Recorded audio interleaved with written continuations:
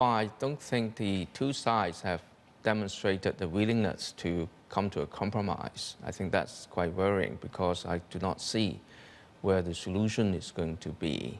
But at least the Hong Kong government has agreed to talk directly to the students. So perhaps the door will be open for some negotiations. But at the moment, they have not backed down. Well, that's right. And we've heard from the chief executive in Hong Kong and also from China, they're seemingly indicating that there is no negotiating to be had. Yes, they're opening the door now to some form of talks, but it does seem to me from the outside in that, well, I have doubts, I guess, about just how successful these talks are in fact going to be. Yeah, I think at the moment, both sides are trying to win the hearts of the broader population in Hong Kong.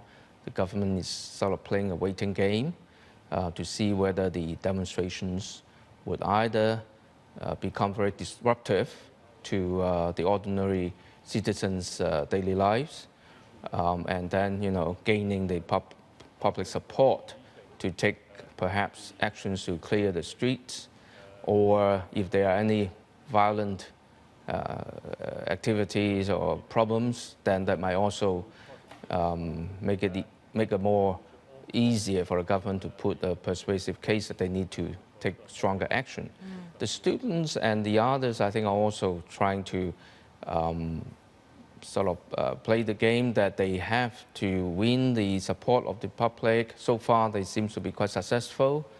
But to what extent they could sustain that, both the passion and the other general public support, as well as strategically whether what they are going to do is going to really cause serious problems, political problems for the government, that they would be willing to negotiate and make some concessions over the electoral arrangement for universal suffrage in Hong Kong.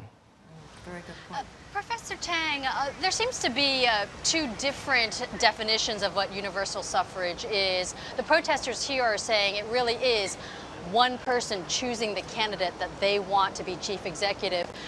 Beijing is offering a different definition of universal suffrage, of each person can have a vote, but they can vote for a candidate that's been pre-screened by Beijing. I want to ask you, just from a legal, political point of view, when you read the basic law of Hong Kong, what was agreed to during the handover in 1997, it was agreed that Hong Kong would still maintain a high degree of autonomy, those are the words used, as well as its capitalist system and its lifestyle. Anywhere in any of these documents, does Beijing actually promise full democracy or universal suffrage?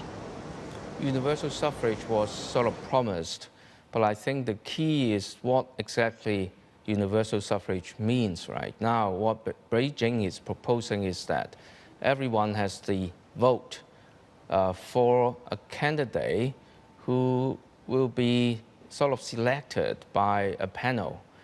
And that, I think, is where the crux of the matter is, right? Whether these are the candidates that some people feel are legitimate candidates who would have support of a lot of people, might not be able to become candidates because of this particular screening mechanism.